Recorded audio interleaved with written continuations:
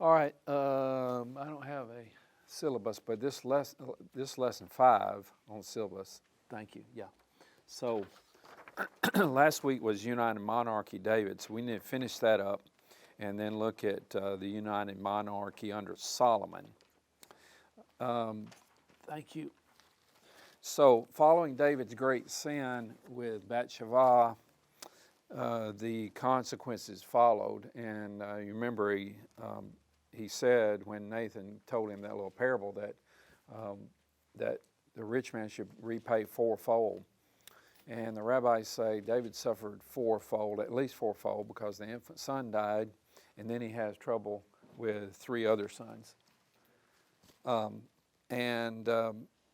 So the sword does not depart from his house. And in chapter 13, well, let me see if you have any comments or questions up to that point.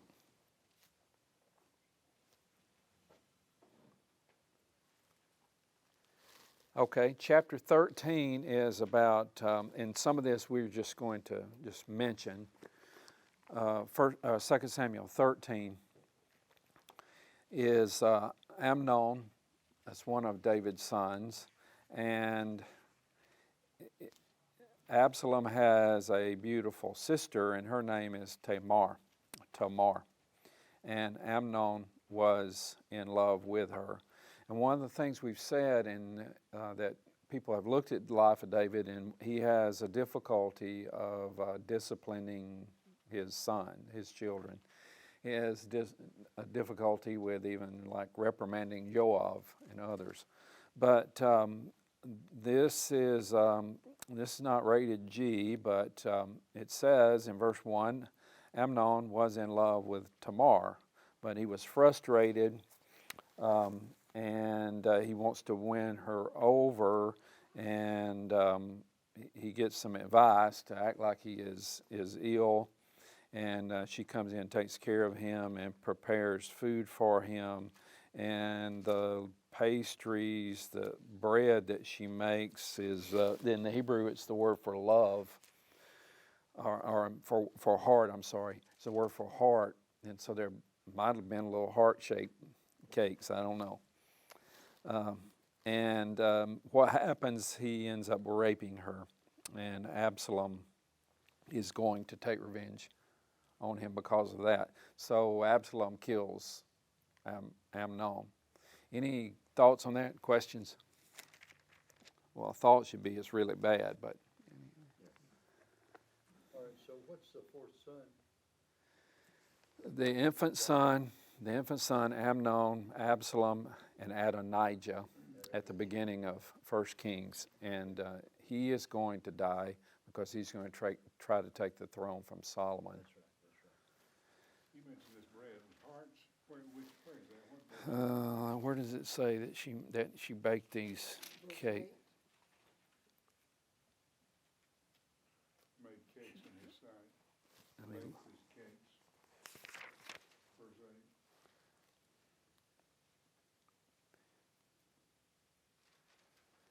Yeah, it's in verse 8. The Hebrew word for heart is lave, and so she baked,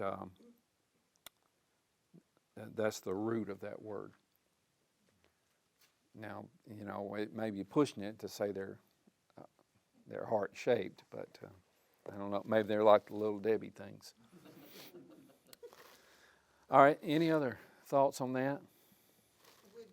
With that, Tamar says, speak to the king, for he will not withhold me from you.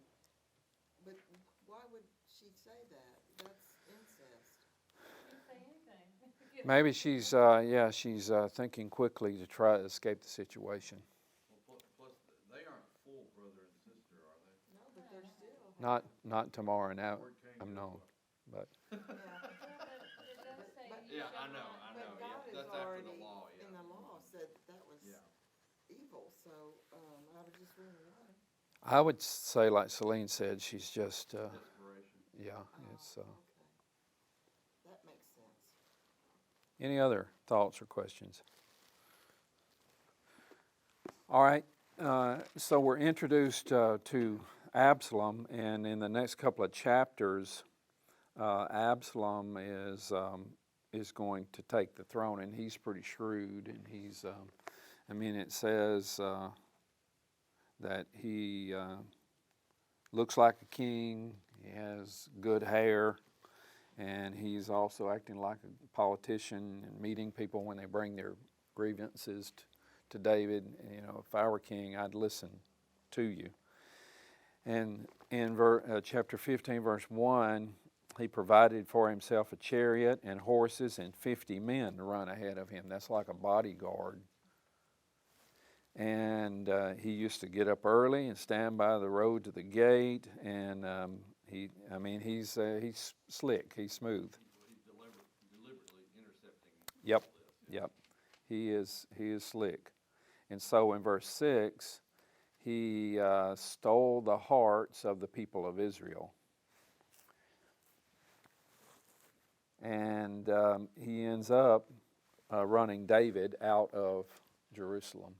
And David goes out over the Mount of Olives with his head covered, and he encounters various people, as you know, and some of these people come up later, and some are throwing stones at him. But Absalom enters in Jerusalem, and Absalom does what was prophesied in chapter 16, in verse, again, this is not rated G,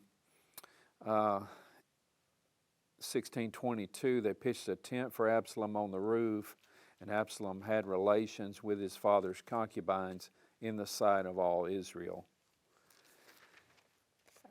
How did it turn out with Absalom? He, David's general, Joab, he goes out to battle, and David says, don't harm the young man, and Joab finds him, and in chapter 18, verse 9, Absalom's riding on his mule, and the mule went under the branches of massive oak, and his head caught firmly in the oak. And it doesn't tell us how that happened. I guess popular picture is his big head of hair got caught, but it could have probably been just the fork, and his head was caught in that. And Joab basically murders him and kills him. And the news comes back to David, and David is grief-stricken over that. So the infant son, Amnon, and then now Absalom is killed. David knew a lot of sorrow in his life. And I was thinking about this the other day. David went through a lot. You think about just the years when he was having to deal with Saul and all that involved. But at least that wasn't his fault. Yeah. This latter. Yeah, these are consequences that followed. Yeah. That was consequences of his own decision. Certainly. Yeah.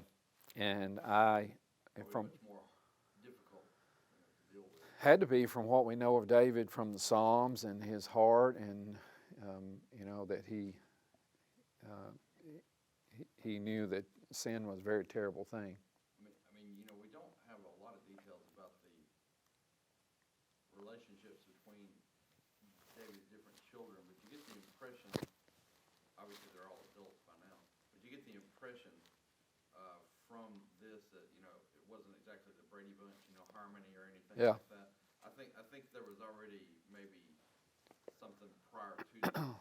You get the impression that they weren't just the best of friends anyway.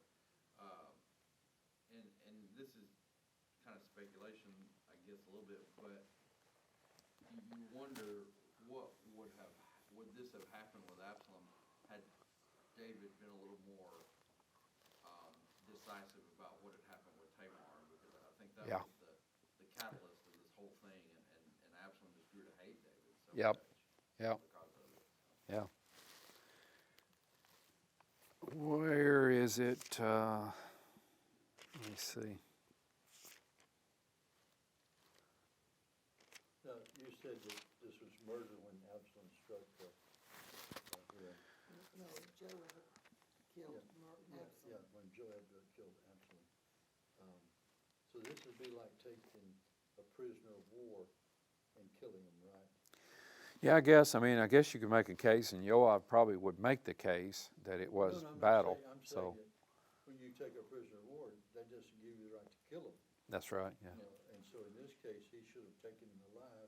He's got him there, he's not gonna get away, but yet he kills him, and so that Did makes he- you murder, and that's why David is so, upset with Joab, is because he had him, he could have brought him back, but he kills him, in so to speak, cold blood. And did Yoav have any indication what David desired?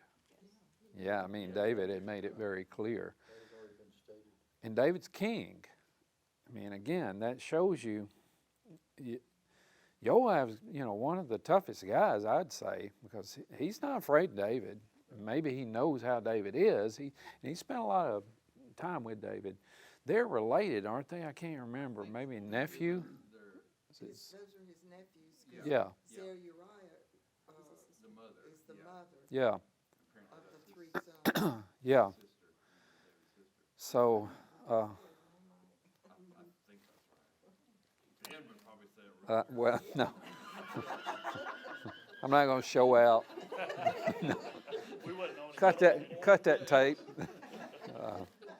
Well, until somebody converts me, I'm on Joab's side. Of killing Absalom. Yeah. Well, again, it is battle, and Absalom has taken the throne. Yet he knows what David desired. Yet David, again, would it be wise, for David to allow Absalom Right. to live? He didn't have his head screwed on tight. Yeah. That's all there is to it. Yeah. Well, I mean, Absalom needed to be stopped. I don't approve of Joab's methodology. Because Absalom's pretty bold too in taking the throne. And what gives him that boldness? I mean, I think he knows how David is. It seems to me that had Absalom had a chance, he would have killed his father. Yeah, yeah. I think that was his intention. Yep. And you'll get to this, I'm sure, when David sort of gives the word to Solomon, hey, don't let Joab's Yeah, great head go down, grave in peace, whatever. It's not because of Absalom, it's because of Abner. yeah, yeah. And so, he doesn't, either he isn't aware of Joab's role in this, or he realizes maybe that was the wise move. Because he's back king. He came back king. I mean, otherwise it might have gone a different way. Speculation here, what would happen if Absalom had not been killed? He would have continued to dog David till he killed him or till whatever. That's my opinion. Yeah, I mean, he's set on taking the throne, and he has taken the throne, and it's a pretty bold act of what he did with the concubines. That's basically that you didn't just slip around and take the throne. I mean, it's with boldness that he's taken the throne. I don't think there would have ever been a reconciliation. Absalom was too full of hatred. Yeah. And he was not the chosen one to be the king. Yep. That had already been told David, I think. Yeah. I mean, David obviously would have forgiven him, but I don't think Absalom was willing, just from what we know about his character before his death. And again, Absalom is at fault because he has free will. Wish I could get my throat cleared. I'm fine. No, I'm fine. Thank you. I'm fine. Thank you.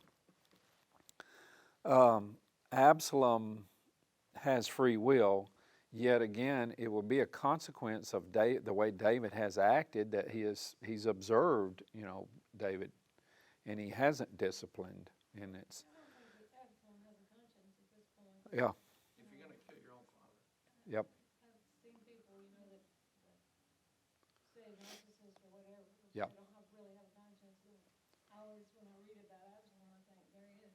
yep. And sin, so it's an effect or consequence of David's sin. It's not that Absalom is punished for David's sin directly like that. He makes his own choices. But David's sin with Bathsheba just brings all these repercussions. And that's what the Bible talks about, the terrible nature of sin, like in James 1. Look, I skipped this, but look at chapter 14. In chapter 13, so Absalom avenges Tamar, and he is exiled at the end of chapter 13 for 3 years. The heart of David longed to go out to Absalom. And then Absalom was working behind the scenes to try to get back in. And he sent for Joab in chapter 14, verse 29, to send to the king, but he would not come to him. Joab would not come to him. So he sent word a second time, but he would not come. Therefore he said to his servants, "See, Joab's plot is next to mine, and he has barley there. Go and set it on fire." So Absalom's servant set the plot on fire. Then Joab got up, came to Absalom at his house, and he says, "Why have your servant set my plot on fire?" I saw a thing on the internet, and it said, when in the ancient times when people wouldn't answer your text, like, go set their field on fire. And then he said, "Why'd you do this?" That's Obviously, Joab did not like Absalom, for a long Yeah. time, probably because he's a hardened military man and he can see through, what's going on here. David, if he had probably been thinking clearly, probably would have known this as well. Perhaps he did know this, he just didn't want to see it. Yeah. And that again, there are no perfect parents. And if you're a parent, and I'm a parent, a grandparent, that we're not perfect. And we make mistakes. We'll see this with Solomon, but one thing is we have a tendency sometimes to whitewash the people of the Bible. The heroes of the Bible are not Moses or David or any of these, though they're great people, great, or Paul or others. The hero of the Bible is God. And so we might, and sometimes we try to maybe, figure out ways to make it seem like it's all right what somebody in the Bible did. The Bible records all of it, and it's a mirror for our lives as well in application. Okay, thoughts on that? So we're up to Absalom's death.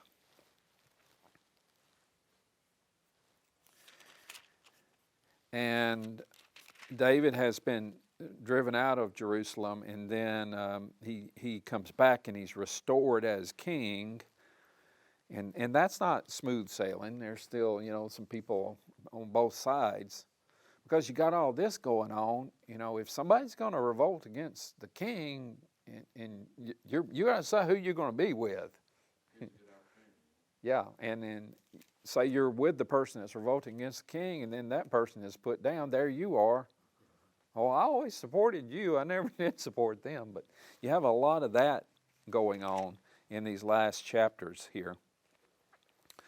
Okay, thoughts on that or questions? When David wept, so much at the end of chapter 18 for Absalom, somebody pointed out that, those are not so much tears of grief as they are tears of regret. Or tears of a father. Yeah. And regretting. Yes. How things have gone and how maybe he could have done something differently that would have prevented it. A lot of regret. David is a very complicated man, I think. And yet he's a man after God's own heart, and he's very passionate. It's a complicated picture, I think. All right, thoughts, other questions? At the end of 2 Samuel, we have some events that are, we don't have exactly when these occurred, and perhaps they occurred at different times throughout. But we have a psalm here that's found in the book of Psalms. In chapter 23, we have a list of David's mighty men And then we come to a strange thing in chapter 24 of, now in verse 1, the anger of the Lord burned against Israel again, and he incited David against them to say, go count Israel and Judah. So God's anger is burning against David, or against Israel, because he incited David to go count Israel and Judah. What thoughts do you have on this? This is the census. This is one of the few times Joab, like, is the noble one, in the whole thing, Yeah, certainly.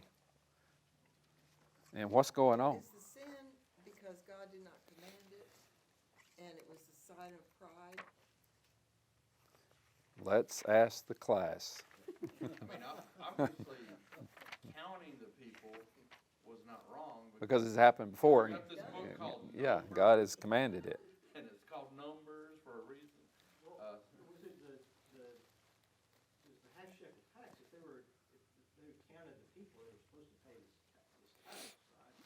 Yeah, they had to have it, yeah. It was part of the law, yeah. It's really unclear. We just don't have a lot of information here about exactly what is the sin. I would say, and generally, it's David, because of Joab's response of David putting his trust in the military, Yeah, it seems to be.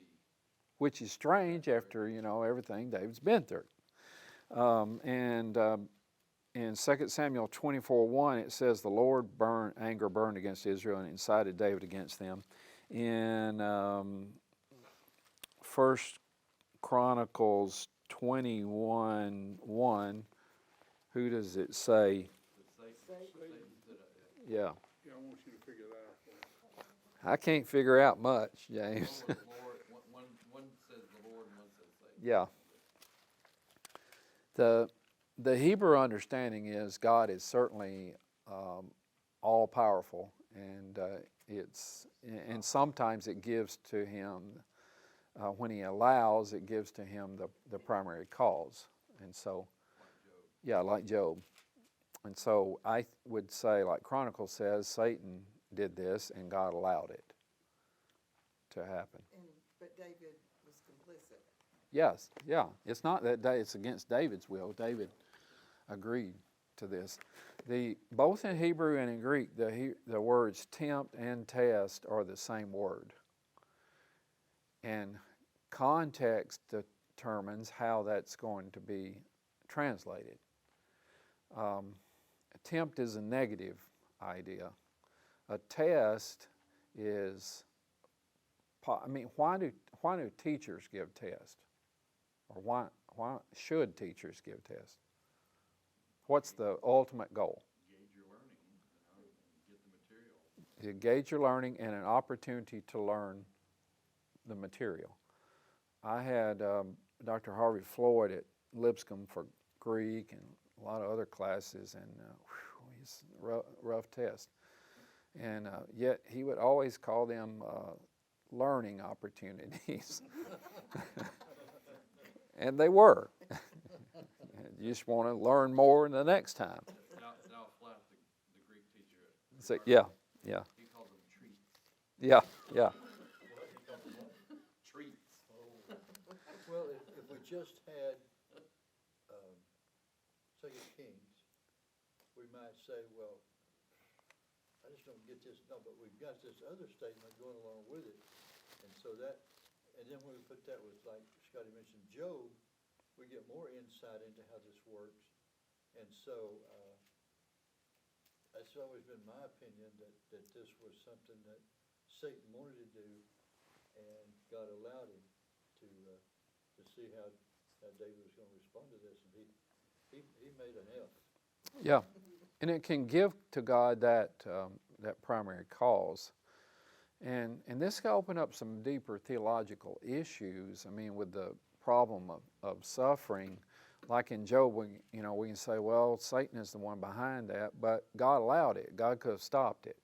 And there's suffering in the world, especially innocent suffering of babies, young children, that God could stop. But that's the mystery, and we don't have all the answers.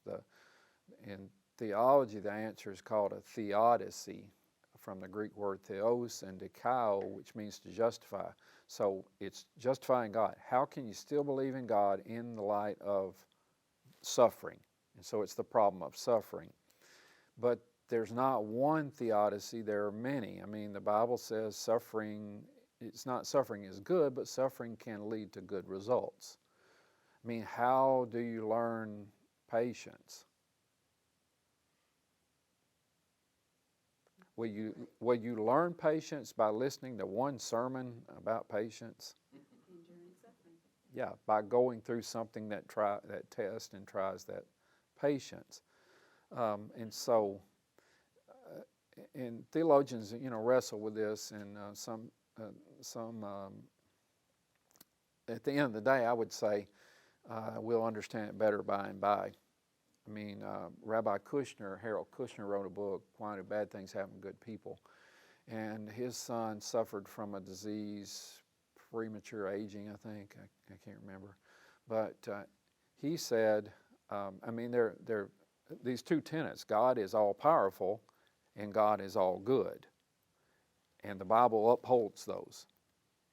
And he said, well, I'm going to say God is all good. He wants the suffering to stop my son, but sometimes God's hands are tied. God is not all powerful. I'm not ready to go there. I'm ready to hold those two. God is all powerful. God is all good. And so why suffering? A lot of suffering we bring on ourselves, like David did.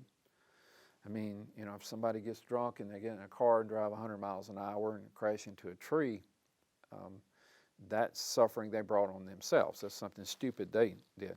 But suppose they get drunk and they drive 100 miles an hour and they cross over the median and they hit a minivan that has a family, and that family suffers. They're suffering because of the stupid choices of others. So that's part of suffering. So what I would say, it's a big issue. Yet the evidence we have of God is good, and He's all loving, and God is all powerful. If this life was all there is, it would really be a terrible problem. But the Bible says this life is not all. All right, let me open it up, see what thoughts you have. And part of this in 2 Samuel 24, when you remember the bigger picture here, it's not just so much about David as it says God is angry at Israel. There's something there, and it's an unknown. We don't know Exactly. what's going on because it's not revealed.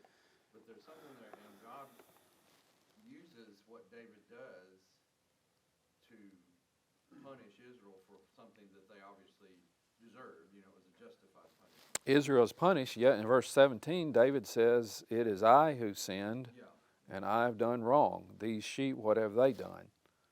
So it's a lot of information we don't have.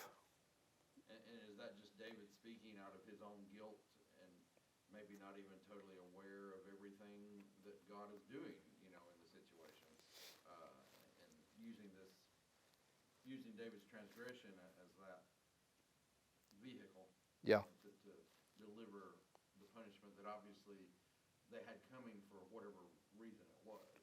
Yeah, we don't have all the information. Seems like everything is, if it's chronological, and you're probably gonna say it's not. I don't know if it is. It seems like in both Chronicles and Samuel that they just killed a bunch of giants, and here are these mighty men, and everything's great, and Satan stands up and says, Yeah. But And whether that's chronological or not, there's a theological order, and that might be saying, theologically, you think you're powerful, you don't get too cocky. You think you stand, take heed lest you fall. Exactly. Well, this is resolved, David, and there's a great statement, I know you probably all know this, at this threshing floor of Araunah, David wants to buy that the plague may stop, and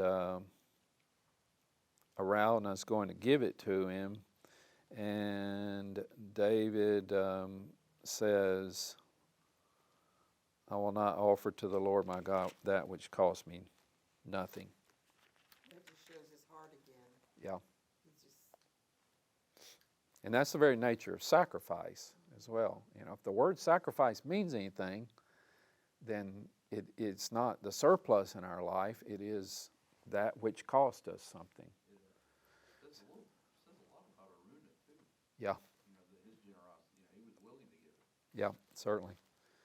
And that threshing floor is, since David bought that from him, that's part of the temple area.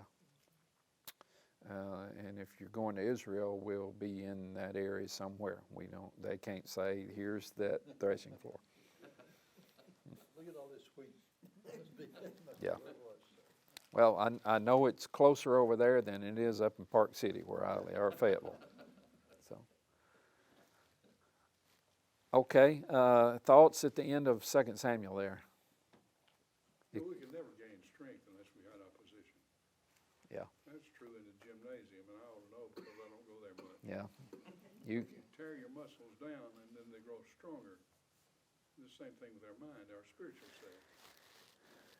yes, it is, and as Paul says, it's a battle, and we are to put on the armor and to stand firm. And we're never promised that the life of being a child of God will be easy in this life. David learned a lot when he hitched those cows to that new cart Yeah, and said, this must be all right because the Philistines do it this way. yeah. And you got to ask, what were you thinking? I mean, and that became, it's a very terrible spiritual thing, but it was public relations nightmare. I mean, we captured Jerusalem. This is the capital. Saul's dead. I'm king. Family's growing, and then that. Then the sin with Bathsheba.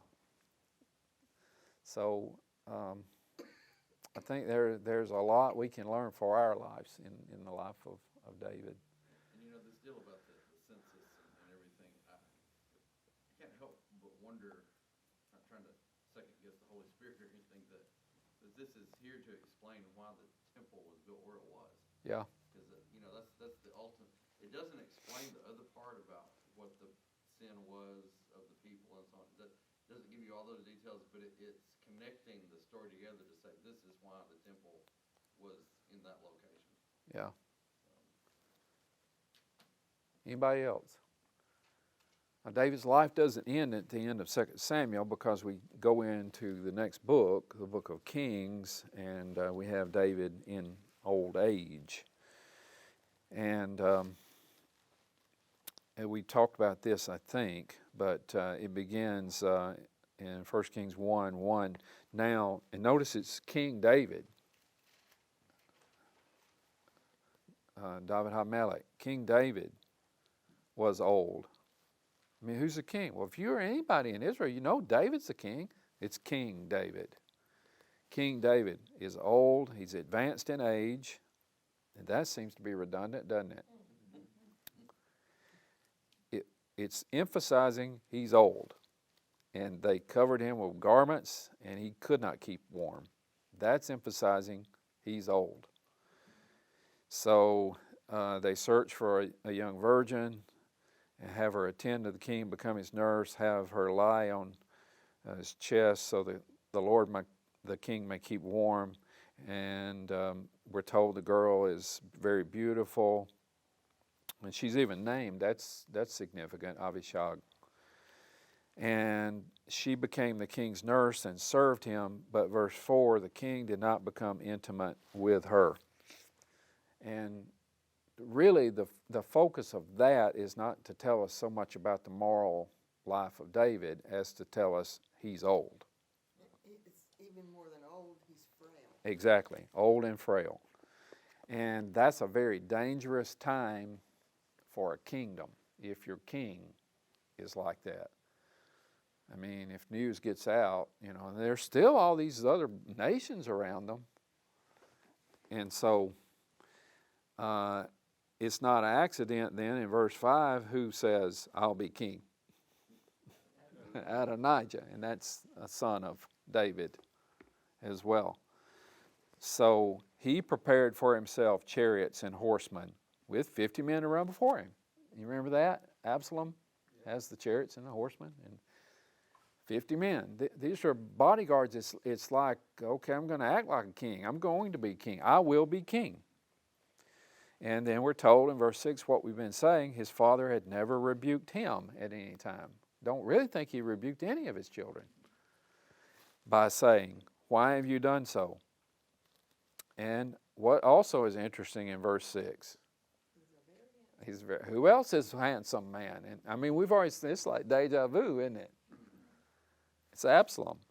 And he was born after Absalom. And he confers with Joab, with Abiathar, and they allied themselves with Adonijah. Zadok the priest, Benaiah, Nathan the prophet, Shimei, Rai, the mighty men who belonged to David were not with Adonijah. That's significant. It's telling you that. So there's going to be pretty serious things that are set up here. And Adonijah sacrificed sheep, oxen, fattened steers, and he invites all his brothers and the king's sons and all the men of Judah, the king's servants. But who did he not invite? Solomon. Yeah, Solomon is the primary one. And you don't get the impression that Adonijah has it out for David, certainly like Absalom did. Well, he probably thinks it's not going to be very long for David. Yeah, I So, think yeah. he's being very presumptuous, obviously. Yeah. But I don't think, again, I don't know how well they got along or not, but it's not. He'd never been rebuked. Yeah. So, It's not like the Absalom relationship. You don't get the impression that Adonijah hates David or anything like that. Just wants to be king. Yeah. He also didn't invite, it tells who he didn't invite here as far as Nathan and Benaiah, but, in verse 26, when Nathan's talking, he says he didn't invite Zadok the priest. So he purposefully didn't invite the priest or the prophet. yep, that's right. Well, then, Zadok is going to be a main character in Solomon's reign. Is he the beginning of the Sadducees? I think they trace the history back. The Sadducees have their history in the intertestamental period, and I think they trace back to him. We can talk more about that when we come up to the intertestamental section. I don't know if you'll be here then. You'll have to zoom in from Philippines or somewhere, but we'll miss you. But that'll be recorded, I think. But all right, so Adonijah is going to have this coronation party down there, and yet that's put on hold. And so Nathan must have heard about this, because he goes to Bathsheba and says, have you heard what's going on?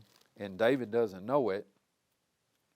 And really, I don't know how much David does know at this point, and so he comes up with a plan to that she should go in to David and say, have you not, in verse 13, have you not sworn, saying, Solomon shall certainly be king after me, and he shall sit on my throne?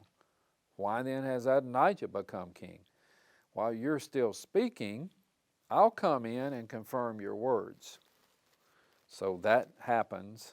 I mean, in Hebrew narrative, anytime it says somebody's going to do this and then they do it and then it tells you what they did, that's drama, but it's also emphasizing. So here's what you do, and then it says, then she did it, and then he comes in, and it has the effect that they want it to have. Verse 21, when she says, if you don't do it this way, Solomon and I will be counted as, the ESV says offenders, but that maybe gives you a little insight into the relationship of the sons of the different wives, and like I said, after Bathsheba, she's the only wife mentioned after that, and apparently he's faithful to her. Yeah.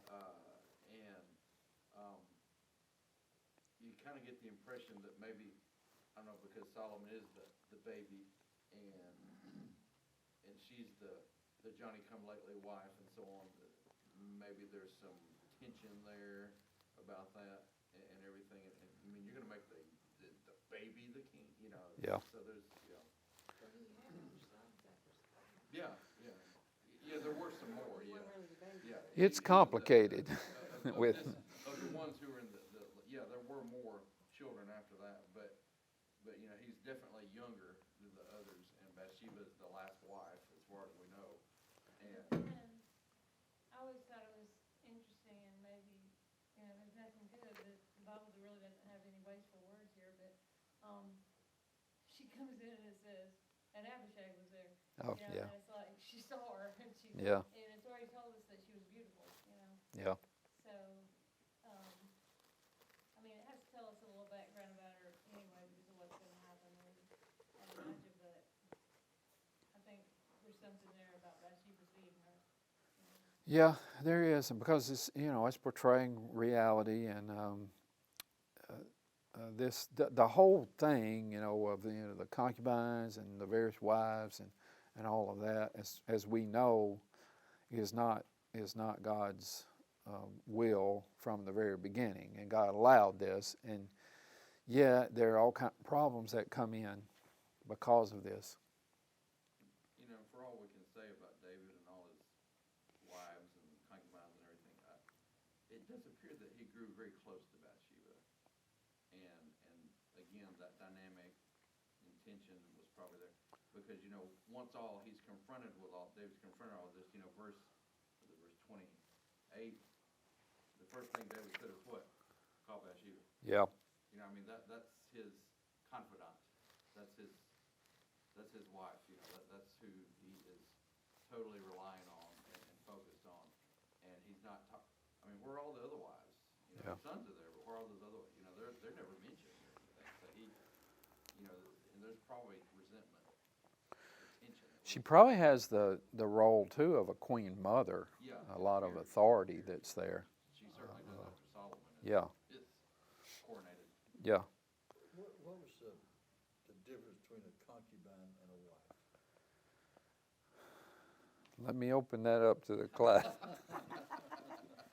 Legally? Well, in the third grade class, all I could say was, these were his wives and these were his girlfriends. Yeah. No, the And they understood it. concubine was a legal wife, as the wife was. She just didn't have the class that the wives had. Yeah.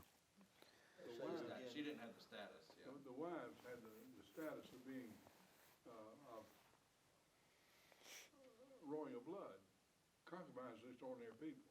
Okay. That's the difference, the only difference I see. Well, that's what I thought. I thought kind of a wife was a wife, but her social status meant more.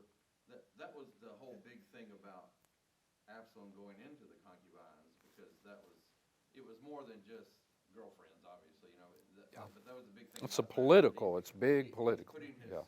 his stamp, so to speak, you know, on the fact that I'm now the husband of these women, or whatever. These are my women now, not David's. It's political power, And, yeah. and even what will happen here, even though David had no relationship with Abishag, because she's requested, that's viewed as a very negative thing, because apparently she has, even though. Well, Solomon says, why don't you just take the throne?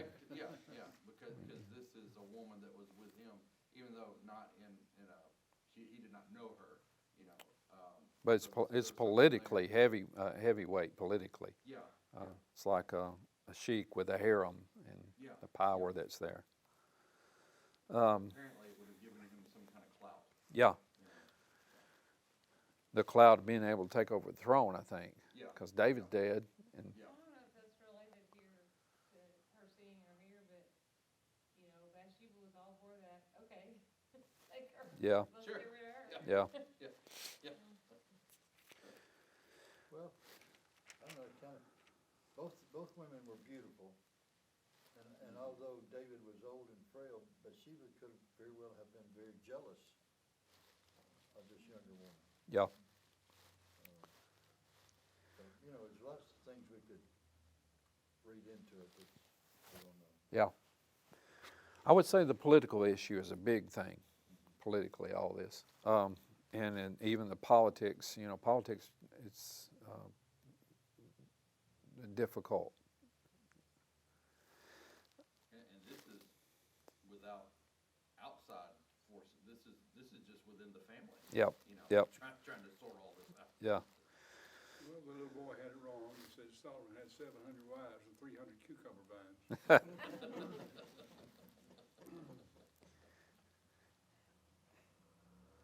So they inform David of this, and David brings in and makes the decision. And in verse 33, he gets these heavyweight people again to have my son Solomon ride on my own mule.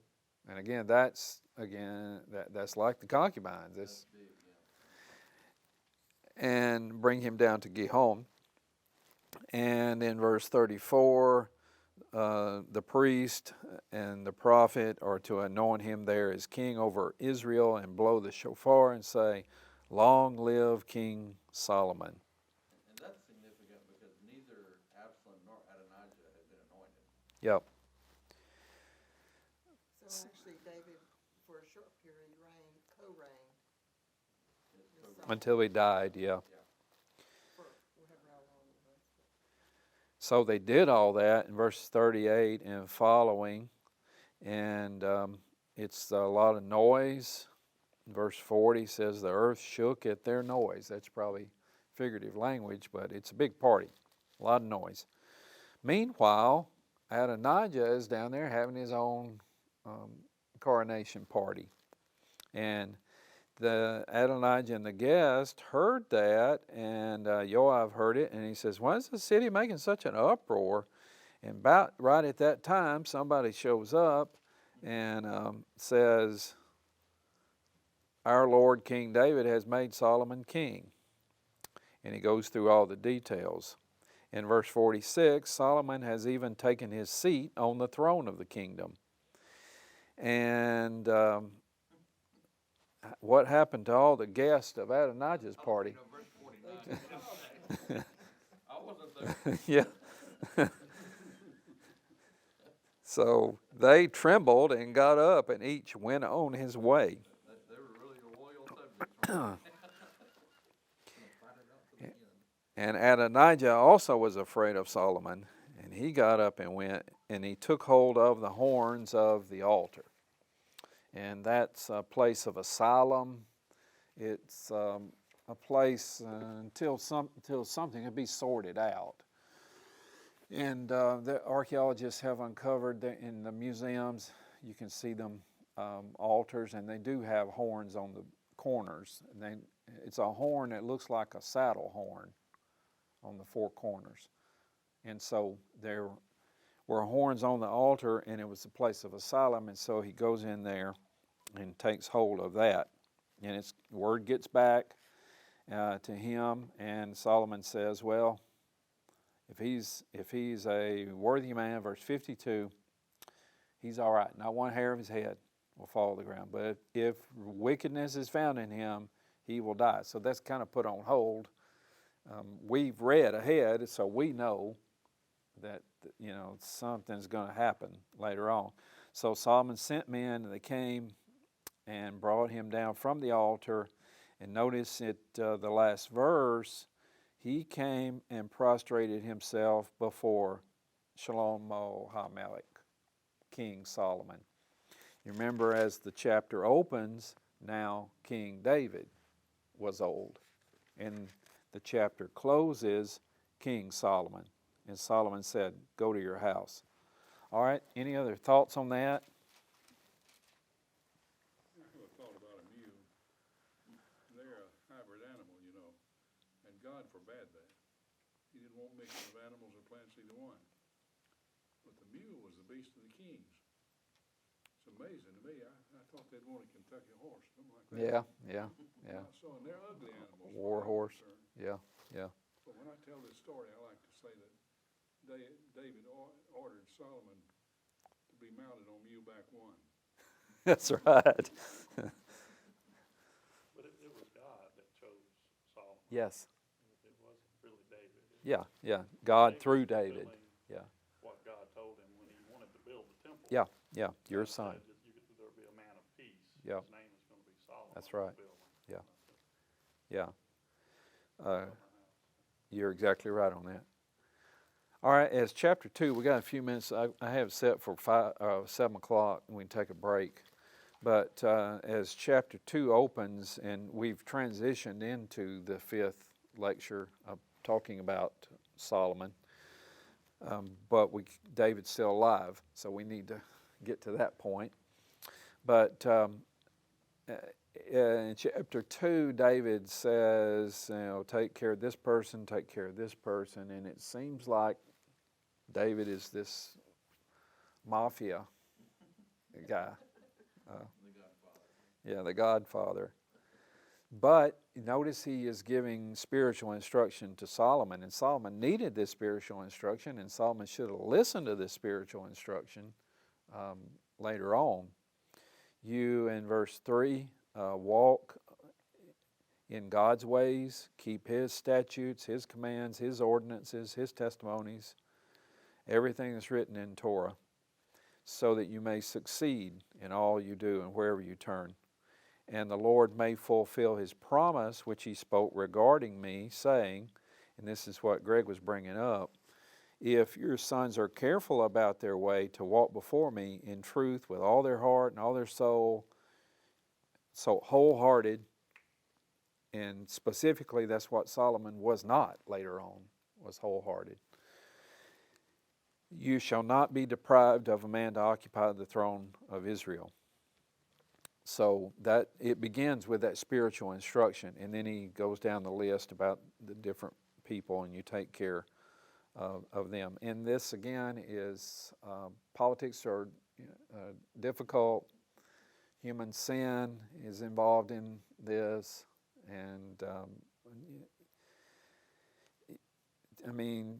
to be a king, you can't just, open it up and welcome everybody to come in, because there are going to be people that have nefarious ideas. And so to be a strong king, to be a military king. Any thoughts on David's last words there? We have a summary in verse 10. David begins in verse 10. He lay down with his fathers. He was buried in the city of David. And the days that David reigned over Israel were 40 years. In Hebron he reigned for 7 years. And in Jerusalem he reigned for 33 years. And then we're introduced to Solomon. Solomon sat on the throne of his father David, and his kingdom was firmly established. That's because David had conquered everybody around, and he had delivered this kingdom to Solomon. And verse 13, then, here's some things that are not so peaceful, because Adonijah's still around. And he came, notice he doesn't come right to Solomon. Yeah, can I talk to you a few minutes? He goes to Bathsheba, and she said, do you come peacefully? Given his background, do you come peacefully? And he said, peacefully. And he said, I have something to say to you. And she said, speak. Again, you see how this is building up? I have something to say. Speak. And he said, you know the kingdom was mine. You yourself know the kingdom was mine. He's kind of holding on to that, ain't he? All Israel intended for me to be king. However, the kingdom has turned around and become my brother's, for it was his from the Lord. That's an interesting statement, isn't it? He understood that. He acknowledges that. It was mine, and then it turned around, and it's my brother's because it was from the Lord. And so he asked the request, and again, in verse 16, I'm making one request of you, do not refuse me. And he said to him, he doesn't say what the request is going to be. I mean, it's like, little kids asking, will you do what I ask you to do? What is it? Sort of like somebody asking, I don't like people saying, well, what are you doing Saturday? If you want me to help you move, I'll probably help you move, but I'd rather you just come right out and ask. They call, do you have any plans? Yeah, that's right, yeah. It sounds ominous, doesn't it? Yeah. They're not gonna ask you to dinner. Yeah. And I'm going to be just as ambiguous. I don't know. What do you think? We needed help with somebody with Maddie Ann one time, and I called Kathleen, and I said, do you have any plans this Saturday? She said, no, and I said, well, you do now. Yeah, that's right, yeah. Tell. So he says, ask Solomon to give me Abishag the Shunammite as a wife. And Bathsheba says, okay, I'll speak to the king for you. Seems kind of strange to me. She doesn't pick up on what's going on there. I don't.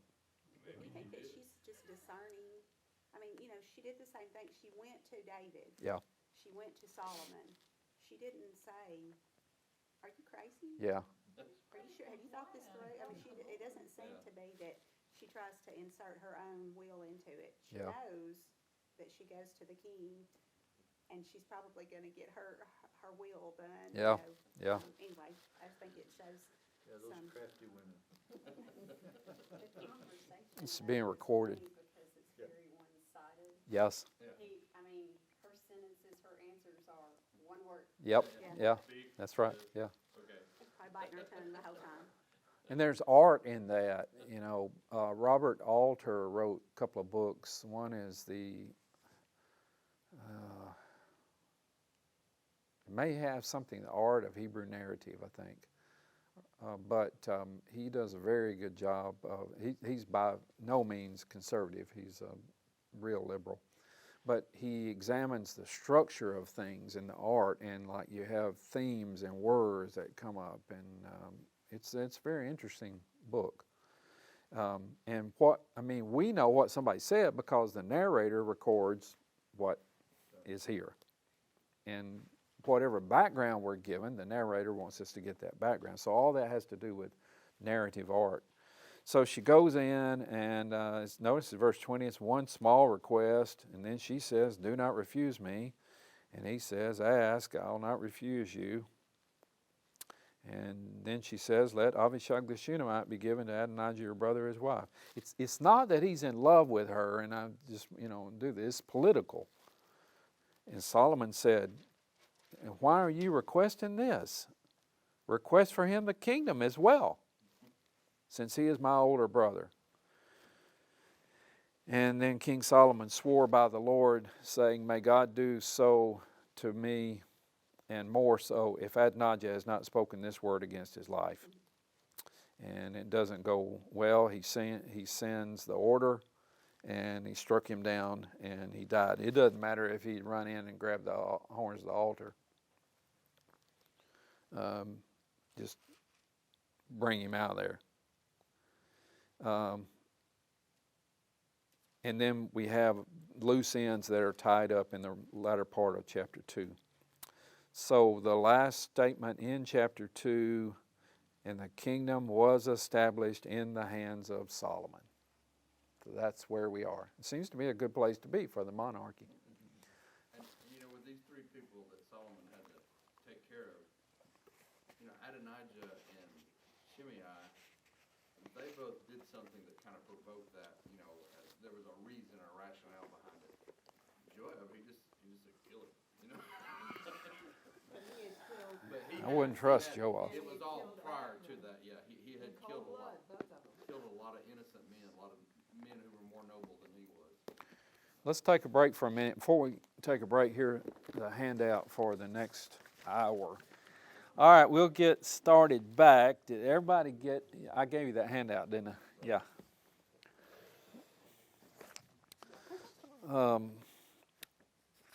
So we're in the book of Kings, and we've moved over to Solomon's life. And look at, we're going to focus on Solomon's life. Look at that first outline. This is the word where it says Solomon outline and chiastic. The Greek key, I'm sure you probably know, is like that. And chiastic, or chiastic, maybe how somebody might pronounce it, is this would correspond like to that, that to that, that to that. So it's a way of, I'm probably right in front of that, it's a way of structuring something, in that the structure itself is conveying something, is teaching something. So the words of Scripture certainly are inspired, but also the way they're put together and the way the structure is teaching something as well. Now in a chiastic outline, the middle section, so if you have like, then we'll have to go to another.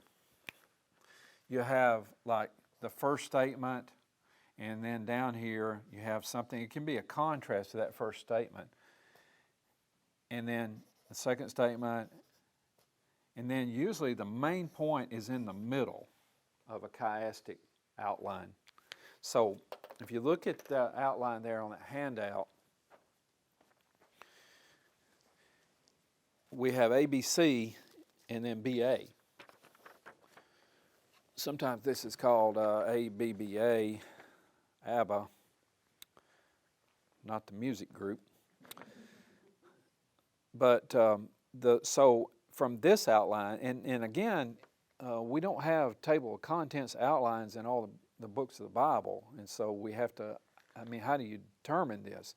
You determine this just through study and through structural analysis of something. So there can be various ways of looking at it.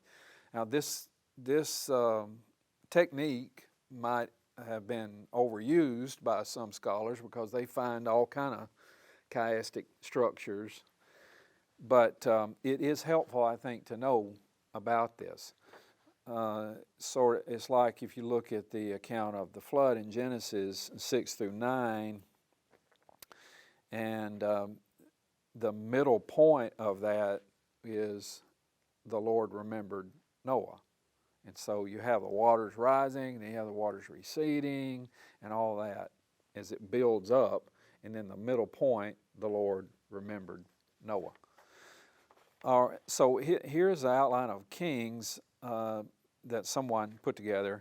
The first two chapters are the introduction and the rise of the kingdom, of the kingdom of Solomon. And then parallel to that, at the bottom, you have A, and there are two chapters that are there, is the conclusion and the fall of the kingdom. And then there are 9 chapters in 1 Kings 3 through 11, and it's a single kingdom, and it's Solomon. Then there are 6 chapters in 2 Kings 18 through 23, and it's a single kingdom because the northern kingdom's gone, and you have Josiah. And it's not an accident, I don't think, that Solomon early in his reign is a good king, and Josiah is a good king. But in the middle, so what is the book teaching? What is the point? There's a large section, 29 chapters, and it's about the divided kingdom. And so this, again, Kings is in the section of the Hebrew Bible of the prophets, and so it's a theological analysis. Here's how the kingdom divided, and it was because of sin. Thoughts on that or questions? Now, I didn't put this on the handout, but another simple outline of the Book of Kings would be the united monarchy under Solomon, and that's chapters 1 through 11. And then the divided kingdom in 1 Kings 12 as it runs through 2 Kings 17. And that's Israel and Judah are divided until the fall of Israel to Syria. And then the nation of Judah alone until the Babylonian slavery. And that runs to the end of the book. All right, we're going to, did I give you opportunity to say anything? Anything you want to say about that? All right, we're going to focus later on about Solomon's moral failure, but his reign is characterized by wealth. I mean, he's very wealthy, and opulence and wisdom, yet this book records his moral failure. I mean, to be so wise, he made some pretty foolish choices. And there are hints of that in the book, I think, leading up to it, and warnings. Deuteronomy 17, 16, and 17, when God said that the king that you have must not acquire many horses for himself or return the people to Egypt in order to acquire more horses. He must not acquire many wives for himself, or else his heart will turn away. Or silver and gold he must not acquire in great quantity for himself. Now, who does that sound like? It sounds like Solomon, doesn't it? Though the book portrays God blessing him with wisdom and riches and honor, there's still the impression that he's not the ideal king. Later on, when the kingdom divides and the writer describes different kings, he says this king is like David or is not like David. They don't say he's like Solomon or not like Solomon. And we can talk a little bit more about this as well. There might be a troubling note when it records that Solomon completed the temple in 7 years, but he spent 13 years on his palace. And I'd say, well, it just took longer, or whatever. But that might be showing us where his heart is, where the focus is. There are also some clear statements that we'll see about. Solomon loves the Lord, it says, but then it says he loved many foreign women, and he builds places for their gods, and they turn his heart away. All right, so look at the outline here. The next one is chiastic.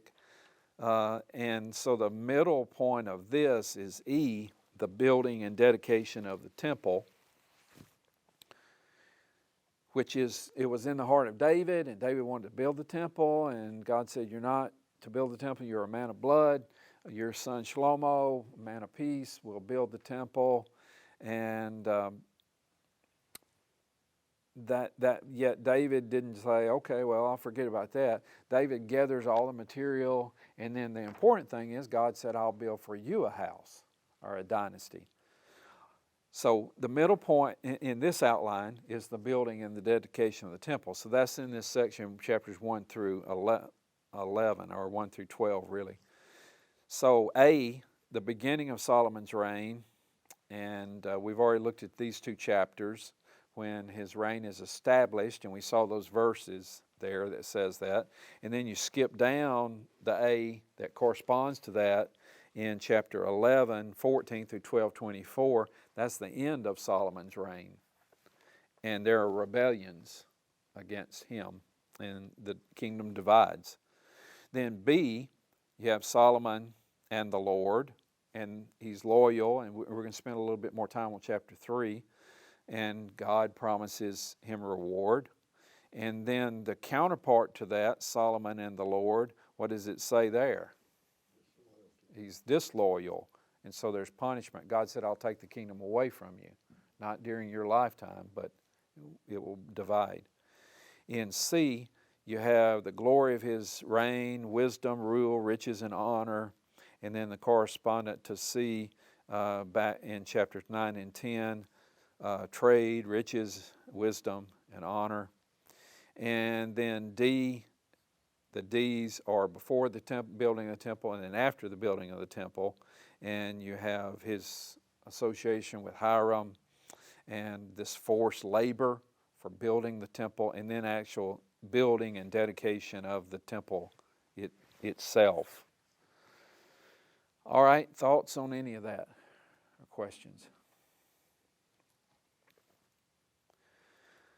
What I want to do is focus on chapter 3 and then focus on chapters 11 or in chapter 11.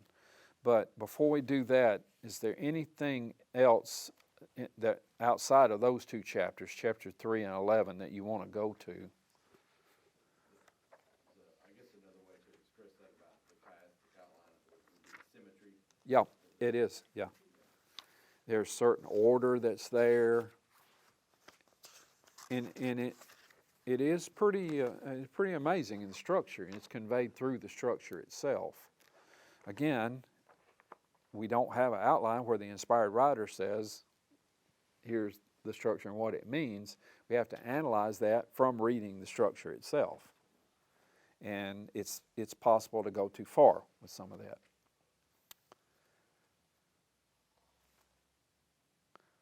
All right, so let's go to chapter 3.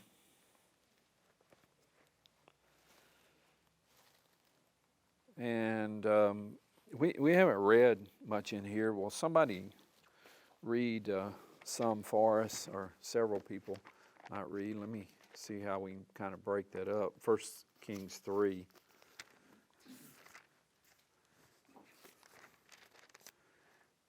We're not going to read the whole chapter. We're just going through verse 15. Will somebody read 1 through 5? Solomon made a marriage alliance with Pharaoh, king of Egypt. He took Pharaoh's daughter and brought her into the city of David until he had finished building his own house and the house of the Lord and the wall around Jerusalem. People were sacrificing at the high places, however, because no house had yet been built for the name of the Lord. Solomon loved the Lord, walking in the statutes of David his father. Only he sacrificed and made offerings at the high places. And the king went to Gibeon to sacrifice there, for that was the great high place. Solomon used to offer 1,000 burnt offerings on that altar. At Gibeon the Lord appeared to Solomon in a dream by night, and God said, "Ask what I shall give you." All right, thank you, Rick. What thoughts, questions you have on that? Well, so you got the fact he loved the Lord. Yeah. But he sacrificed in the high places. Yeah. Now, are those high places what we usually think of high places? Yeah, they are.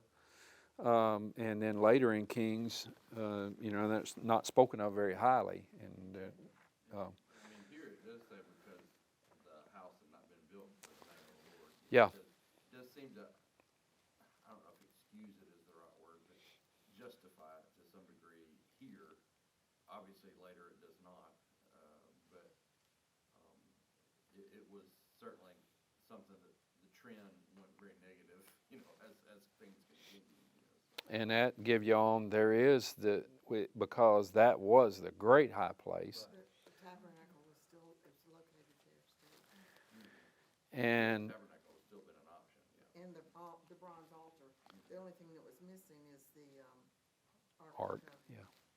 And the significance in verse 5 is who appeared to Solomon at this great high place? The Lord. So, yet there's still almost a note of, because of what we know of high places later in the book, Right.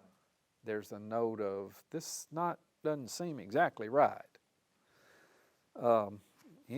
Thank you, William. Anybody else on verses 1 through 5?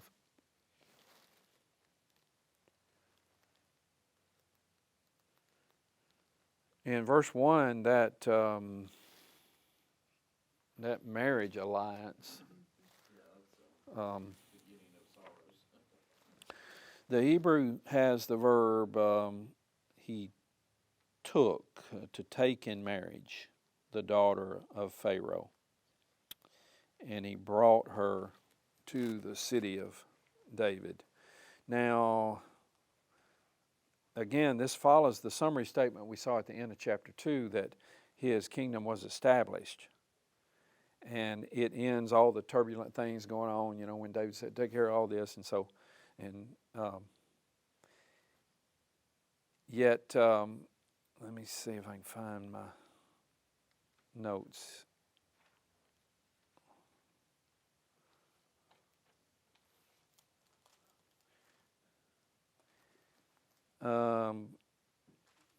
He took, and I can't find those notes, I'll have to go from memory on this, but Pharaohs didn't give their daughters to just anybody. And David had given him this kingdom that has strength to it, but some have the form of the word here, or the verb here, it could be become. He became a son-in-law. He became related by marriage to the Pharaoh.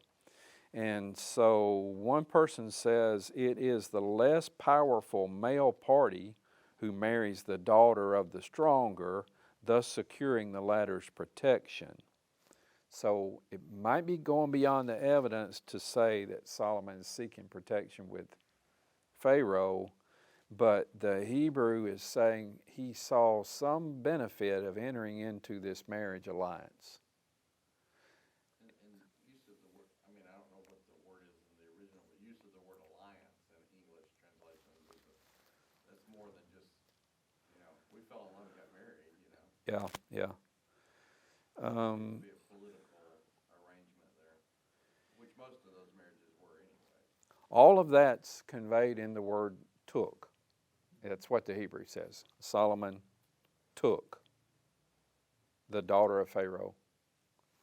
So later on, when you read about latter kings, and they entered into these alliances with whoever, Yeah. Egypt and so forth, that was usually a sign that they were not relying on God. They were relying upon men's alliances. Yeah, yeah. And even later on when, God says, you go down to Egypt, Egypt's a broken reed. You can't lean on Egypt. And it's significant here, this is Pharaoh, king of Egypt. And what's the history of the Israelites with Egypt? Tried to get out. I mean, And again, the law, said don't intermarry with these people. yeah, So, I mean, there's several big red flags here. yeah. All right, so it's unsettling at least. And then the whole idea of the high places, these open shrines. But then we're told in verse 3, Solomon loved Yahweh, and he walked in the statutes of David his father. And yet it says only, and in verse 2, that same term, only, the people were sacrificing at the high places. And the reason, because the house was not yet built. But he's taken 13 or 7 years to build that, but it's not yet built. And so he goes, yeah. Sorry, a little parallel maybe to Lot. He's called righteous Lot. But he made some dumb decisions Yeah. about things that had consequences down the road. Yeah. Yeah, there are things that stand out as unsettling.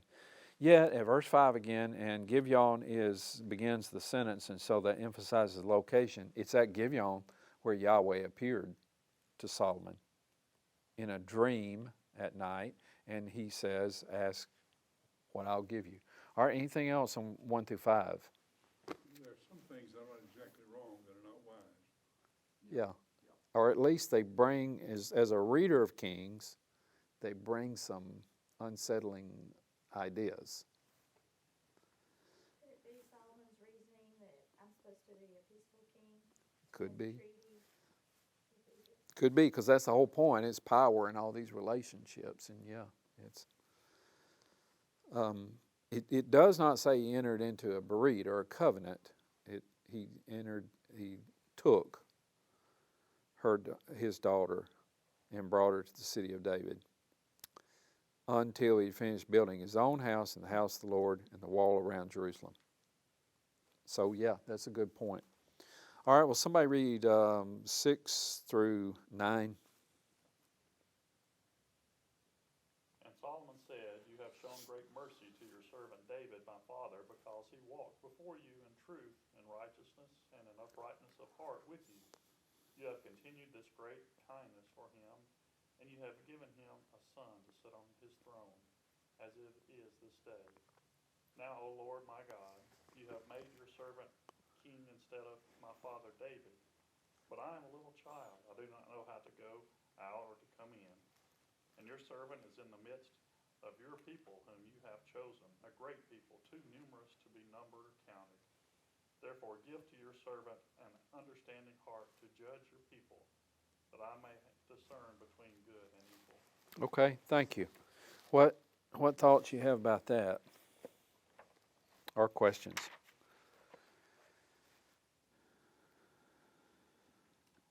mean, here's where he does something very wise. Yeah. And asking this.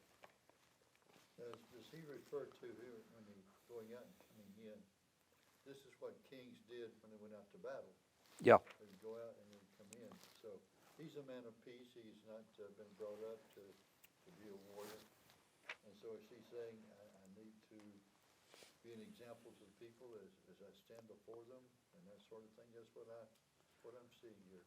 Or maybe he's saying, I don't know how to go out and come in. I don't, if and it might be primarily militarily phrase, and he might say, I don't have the skills to be a leader as I should be, and it seems to be a mark of humility that he's saying that, and that phrase, just a little more information about it. It occurs in various places. Psalm 121 verse 8, Jeremiah 37:4, but there are passages that refer to leadership as well, with leadership backgrounds. And Alter, the guy I mentioned a while back, he mentions it's in Genesis 34:24, military background. Isaiah 37:28, God says to Sennacherib, the Assyrian, I know you're rising up and you're sitting down, you're going out and you're coming in. And so it would have a military background. So he's perhaps confessing to the Lord he's incapable of being a military leader, which would be having background in that. But if it's not specifically military leader, he's maybe saying I'm deficient in leadership skills to be king of Israel. I mean, what's the phrase that's before that too that he says about himself? I'm a little child. Yeah. Is he really a little child? It's hard to know his age here, but The rabbis say 12, but that seems a bit young. it doesn't fit in, yeah. I'm thinking more probably 20 to 25. Yeah. He's already entered into a marriage alliance. Yeah. So. Yeah. So I think that phrase shows his inexperience as well, and it's a mark of humility. Something else about the humility is, God asked, "What I shall give you." It's like Warren Buffett handed you a blank check and said, "Fill this out." Yeah. It's like, wow, Yep. Yep. And look what he asked for, the great humility. Yeah. And the wisdom to lead and to listen. The phrase, was it translated little child? Little boy, the New American Standard has in verse 7. The word boy is a Hebrew word na'ar, and a lot of people have studied that word. They've even written PhD dissertations on that word. But the word itself, I told you about, our son Austin when he had a little book, that quiet book about David and Goliath, and David was this little bitty kid. That's somebody taking Nar very literally. But David's already killed a lion and a bear, he's a tough guy. So the word Nar can be used, it's very broad. It can describe an unborn child, it can describe even an adult. Joseph is described as a Na'ar, and he's 30-something years old. So it's not limited to describing a small child. It's describing Isaac, when Abraham is to offer Isaac, and he's not a small child in Genesis 22. So he's he's probably around 37 years old, because you work out when Sarah dies and all that. But also the servants of Abraham at that point are described as Nahor. And they're not little, it's not Abraham up there with little bitty Isaac and all these other little kids, going. So it doesn't really emphasize age as much as it emphasizes, and the context has to tell you that, but it's almost innocence or, inexperience, I guess would be a better way. First Chronicles 29:1 says, and David the king says to all the assembly, Solomon my son, whom alone God has chosen, is young and inexperienced. That's the idea, yeah. And Solomon recognizes that. Right. Well, David's been king, and so he's not, you said there for a while they were co-kings or whatever, but he's not had any experience as being king. Yeah. He's just thrown in there all of a sudden, and so. David was 30 when he came to the throne, and I'm gathering that Solomon was probably younger than that. Yeah. He does. The Hebrew culture would have really been a disadvantage. Yeah. Recognition of being a full-grown man, so to speak, and so on. Yeah. He doesn't just say he's a boy or Nahor. He says he's a little katon, a little boy, and that phrase together doesn't occur a lot of times. 5 times in the Hebrew Scriptures. In 1 Samuel 20, verse 35, it describes somebody who went out with Jonathan to meet David, and the context doesn't indicate it's a little boy that he brought out there with him. In 1 Kings 11:17, it describes Hadad and describes him as a small boy when he fled to Egypt. 2 Kings 5 is about Naaman, and his flesh became like Katon Nahor, like a little boy. So the final text that uses it is Isaiah 11 and verse 6, when a little boy will lead the wolf, the lamb. So if you take it literally, it is a little boy, but what does Solomon mean when he says, I am a little boy and I don't know how to go in or come in or go out? Well, if he's comparing himself to King David, then that's exactly right. Yeah. In comparison there, he doesn't know how to do any of those things, how to administer the government, how to go out and how to control the military. He didn't know how to do any of that. So in that sense, he could very well consider himself a little child. Yeah. Although he is not. It's a figurative term, yeah. And so it would be a term of humility. And so that's really good to see here. Solomon loved the Lord, and Solomon has humility because he received this kingdom from David, this great, golden age. And compared to what Israel had been used to, David was 70, which, again, in our culture, that's not terribly old, but, and then suddenly Solomon comes up and he's 45, 50 years younger maybe. Yeah. It's quite a big flip-flop. Yep. That. So he says, and then verse 8, your servants in the midst of your people whom you've chosen, a great people who are too many to be numbered or counted. So what does he ask for then? He asked for a hearing, an understanding heart to judge your people, to discern between good and evil. For who is capable of judging this great people of yours? So the impression I get is he is very humble, and he recognizes the great work that is before him. All right, any other thoughts on that before we read the last section, 10 through 15? He's showing a great level of respect. He's Yeah. calling himself your servant. Yeah. Your people are mighty. He has already learned to not number the people, and he Yeah. points that out. Yeah. Yeah, he is. That's a good point. He is.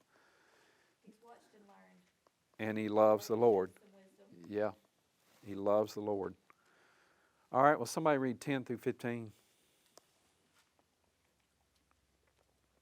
We just have a limited amount of time tonight before we go home. It pleased the Lord that Solomon asked this. God said to him, because you have asked this, and have not asked for yourself long life, or riches, or the life of your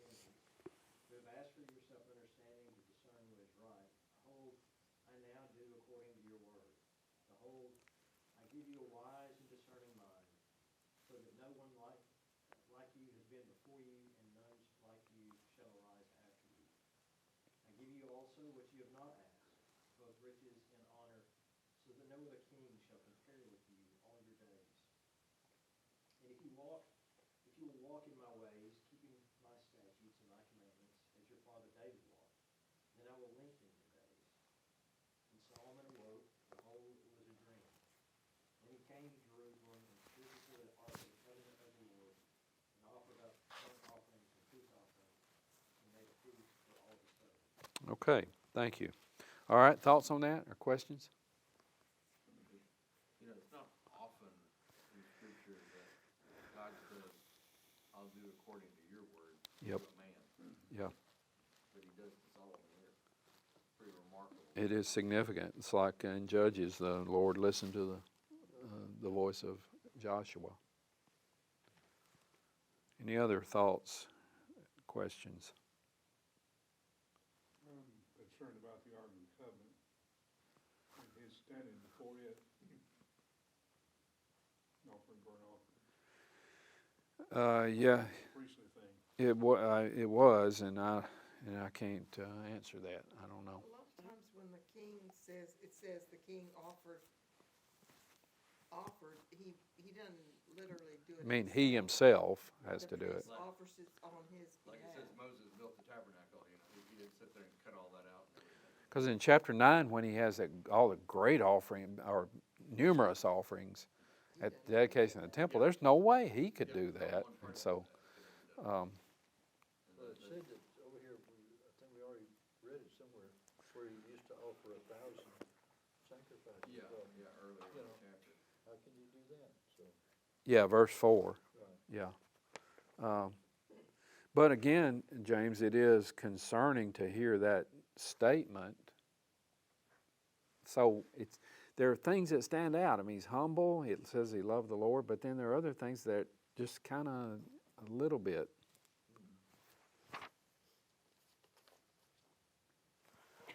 Anything else?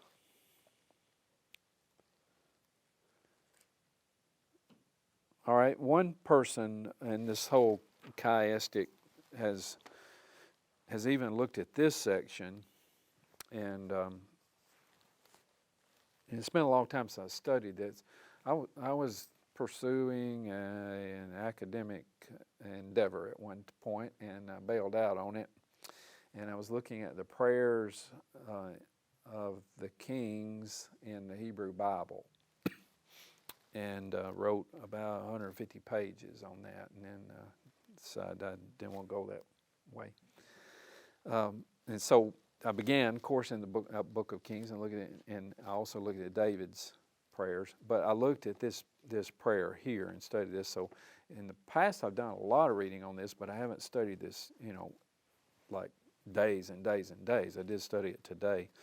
But one person looked at this and the chiastic outline of this section. So in verse 4, he goes to Gibeon to sacrifice. He offers sacrifice.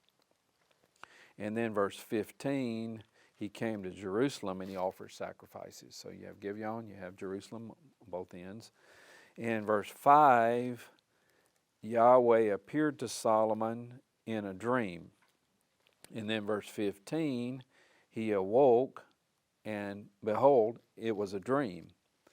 Then verses 5 through 9, his prayer to God, and then probably 10 through 14, the Lord's response to that.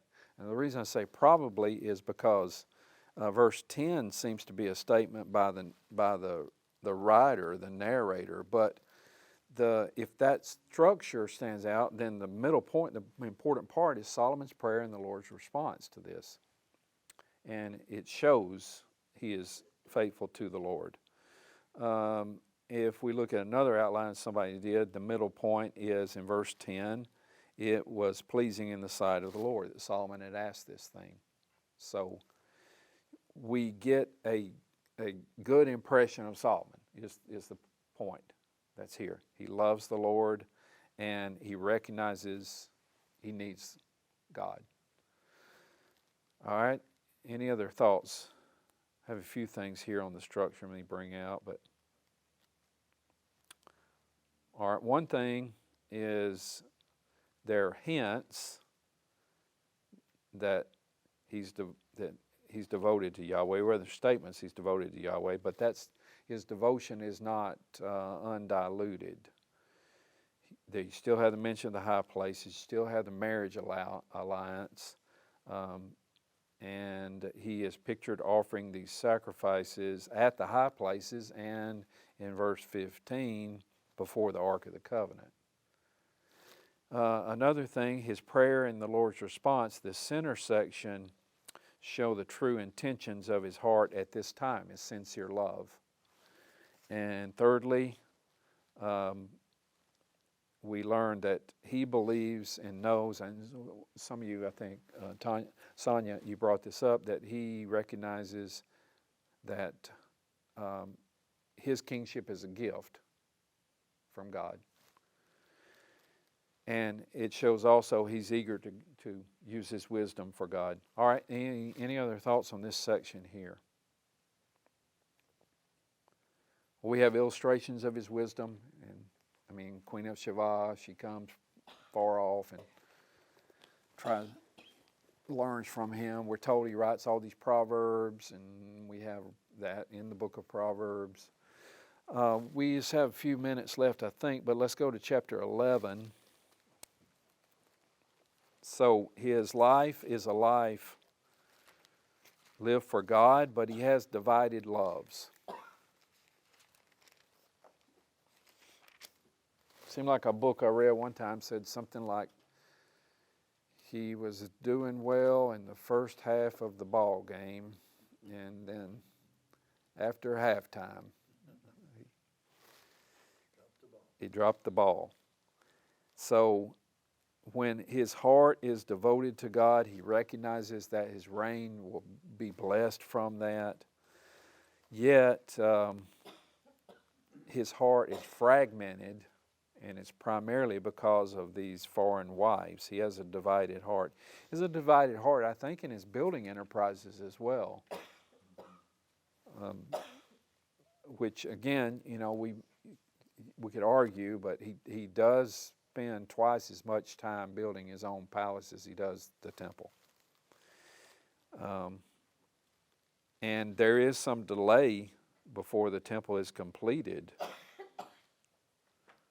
And when it's completed, it's not furnished or suitable for worship until much later. Yet he's still working on his own palace. So David has emphasized you need to serve him with all your heart. All right, and God appears to him in a vision. Look at chapter 9. Will somebody read 9, 6, and 7?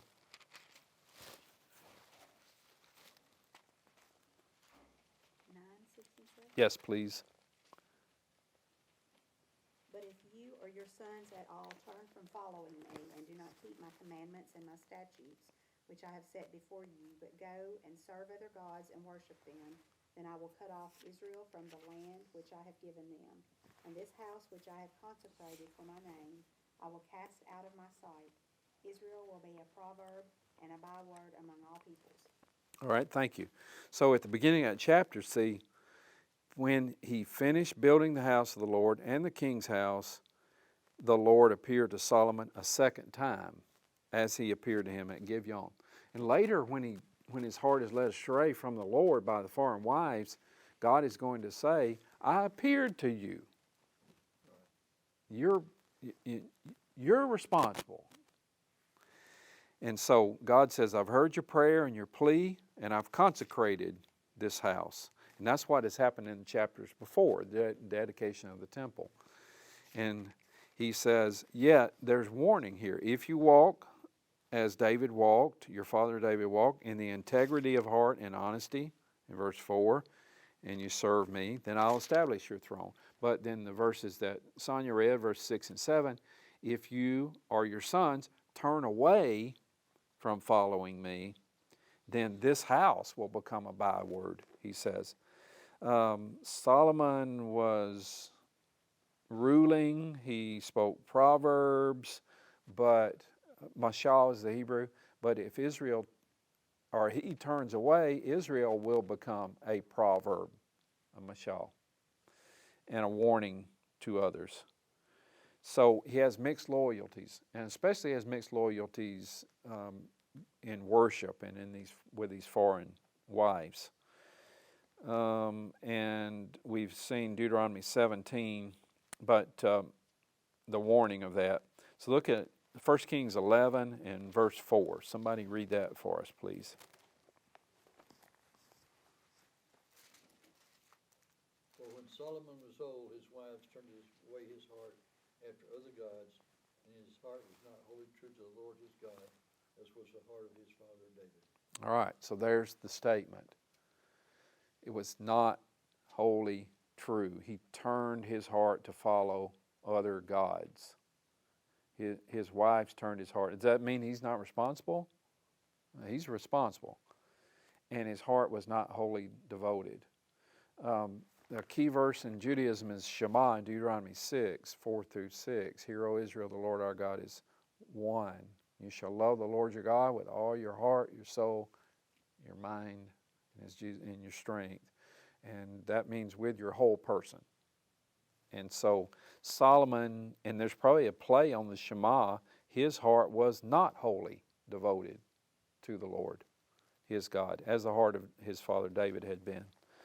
So a divided heart will mean a divided kingdom.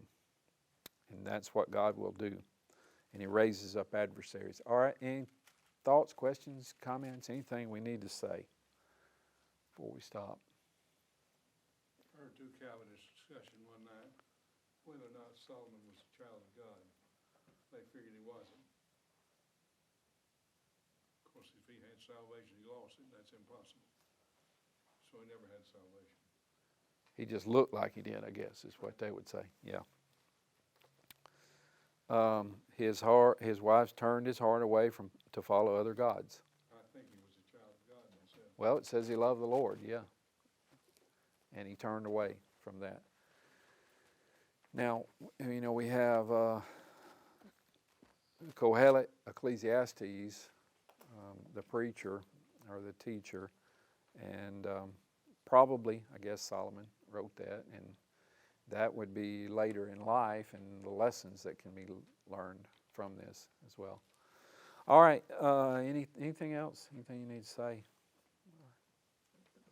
I just want to say thank you, Ben. Well, thank you.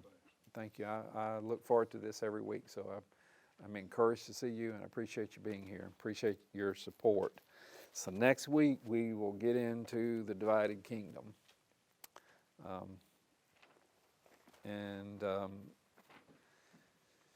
God is still working, yet the people are not listening to him. And you know what God says about Solomon, comparing him to David, David, like we said, far from perfect by any means, but he never went after idols. He was not an idolater. He was everything else, but he was not an idolater. Yeah. Well, you said that David took Pharaoh's daughter. And so here it said, Solomon, excuse me, yeah. And here it says that he loved foreign women and Pharaoh's daughter. So apparently when he took her, it was like you said, a political alliance. It didn't really mean anything to him, but then he fell in love with her, and so what she asked, here comes old Delilah saying, hey, how come you're so strong? And he goes after these other gods.